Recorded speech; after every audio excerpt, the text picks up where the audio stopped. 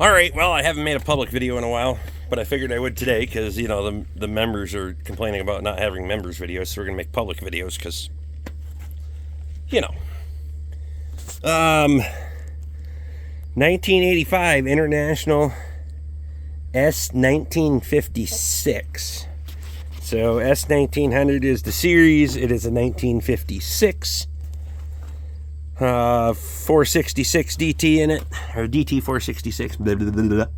It's got a reman in it with 5,000 miles on it. She's pretty fucking clean and pretty mint.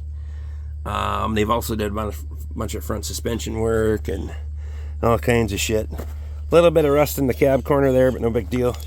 You can see the tag still on the front leaf springs. They did kingpins, all kinds of shit in this thing.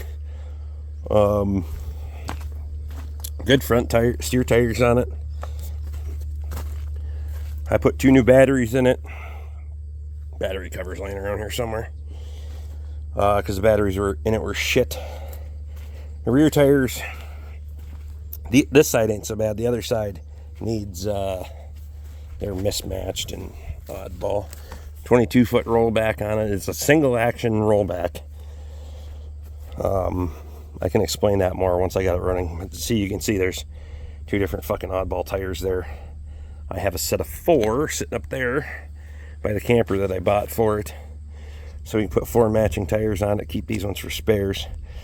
So by single action, it lifts and slides back at the same time. It is not 2 separate controls. Some of them are 2 separate controls, this one is not. It also has an interesting winch setup on it, which I'm going to put my cordless electric winch on here as well. You can see look at the fucking cross members in this bitch. They just stacked. They didn't skimp at all on reinforcing the fuck out of this thing. So, the winch actually uses a hydraulic cylinder and a pulley setup. The hydraulic cylinder is about 10 or 12 feet long, and that's what runs the winch there. When it's drier out, I'll climb underneath there. We'll get another video when I got it fired up and running and shit. But you can see the cylinder and cable setup right there. It's kind of interesting. I've never personally seen that before, but apparently it works. So as single action, you have this arm here, so that tilts up as it pulls it back. Where some of them are independent, this would be a cylinder. And a guy could do that in the future if I wanted to. I could put cylinders on each side and make it an independent lift and slide. But I think it'll work just fine for what I'm doing. Toolbox, she needs to be replaced. No big surprise on that front.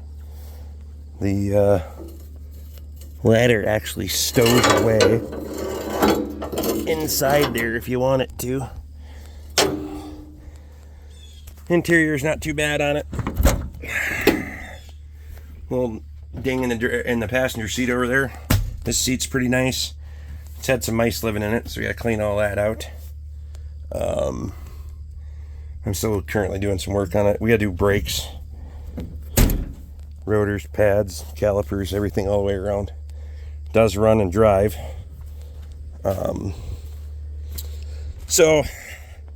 And then I'm sure it's going to need the usual tinkering stuff that has been neglected over the years. They haven't used it in quite a few years.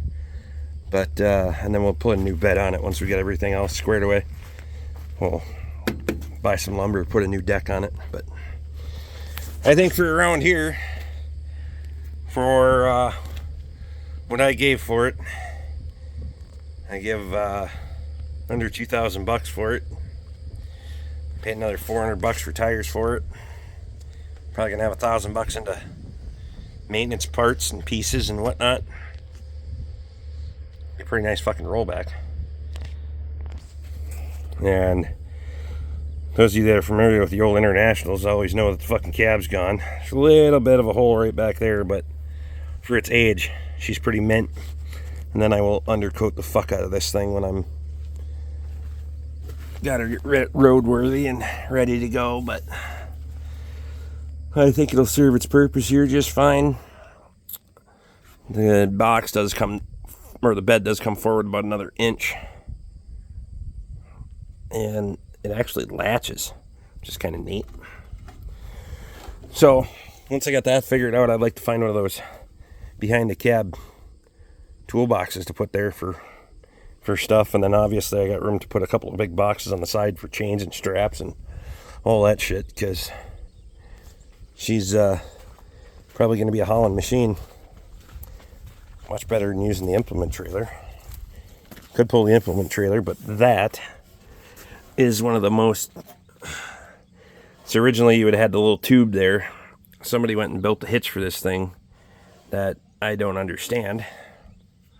If you're trying to pull fucking tillage equipment or what, but that's like the John Deere fucking 2 style or cat drawbar style fucking hitch. Not the best reinforcement on it, but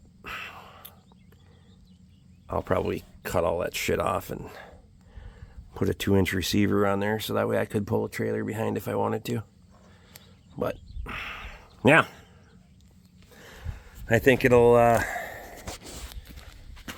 do just fine for us. So there you go. Like and subscribe. Jump in on a live stream once in a while. We're pretty much on them every day. So see you guys on the next one.